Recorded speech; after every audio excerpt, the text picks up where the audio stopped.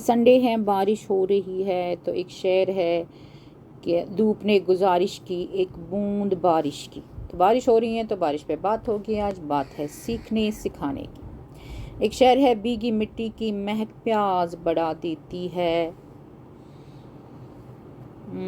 भीगी मिट्टी, बस इतना ही लिखेंगे।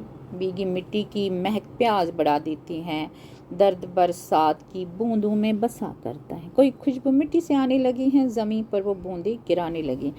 तो आज हम बात करेंगे, एक वर्ड है अर्दी, यानी कि soil like smell. Soil like smell या सैंड जिसे बोलेंगे, ठीक है ना। तो बात करेंगे आज पेट्रिकॉर की। तो यहाँ एक पिक्चर मैंने डाली है, thankful for the rain. Word है पेट्रिकॉर। डेफिनेशन है the pleasant earthy smell that rises when the rain falls on dry soil. Word comes from the Greek words petra, that means stone, ichor, that means fluid from the god's veins. The science behind the scent क्या है? Rain hits dry soil, ठीक है, releases oils from plants, water drops trap air bubbles with jasmine, a compound by soil bacteria. These bubbles release into the air carrying the earthy smell.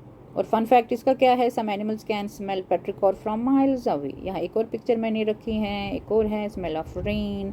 And memory connection क्या है इसका, memory आपको पता है, यही है नॉस्टैल्जिया। तो पेट्रिकॉर often triggers nostalgia और calmness because scent is closely linked to memory. So next time it rains after a dry spell, step outside, close your eyes, take a deep breath.